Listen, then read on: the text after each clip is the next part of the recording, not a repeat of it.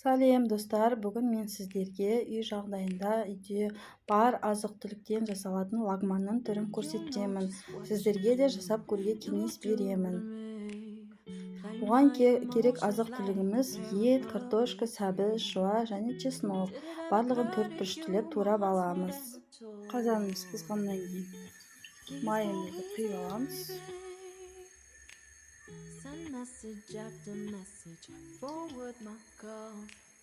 Next day you hit me back like nothing happened at all. Майымызды қыздырамыз. Майымыз қызғаннан кейін төртбұрыштылып турап алған етімізді салып жақсылап қуырамыз қызарғанша. Қызарғаннан кейін үстіне чесногымызды салып тағы да қуырамыз. Келесі жуамызды саламыз. Осы кезде болгарский помидор болса қосып жіберсеңіздер өте дәмді болады. Келесі сәбізімізді қосып жақсылап бірінші қатты отта қуырамыз. Кейін оттың астын басып, үстін жауып қоямыз. 7-8 минут жай отта қуырамыз.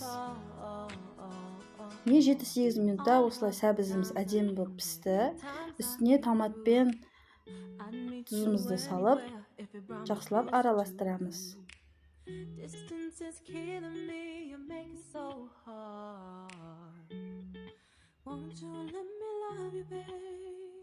Келесі картошкамызды қосып, қайтадан қатты отта жақсылап өстіп қуырып аламыз. Үстіне 2 литр суымызды қойып, қайнатамыз. Қайнағаннан кейін астын басып қоямыз.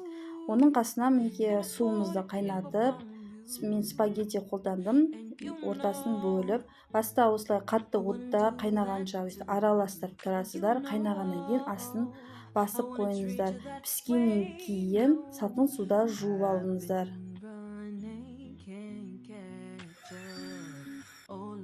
Мінеке спагеттиміз дайын. Енді спагеттимізді ыдысқа салып, мінеке үстіне подливімізді салып, осындай өте дәмді ас дайын болды. Сіздерге де жасап көруге кеңес беремін. Көргендеріңізге рахмет.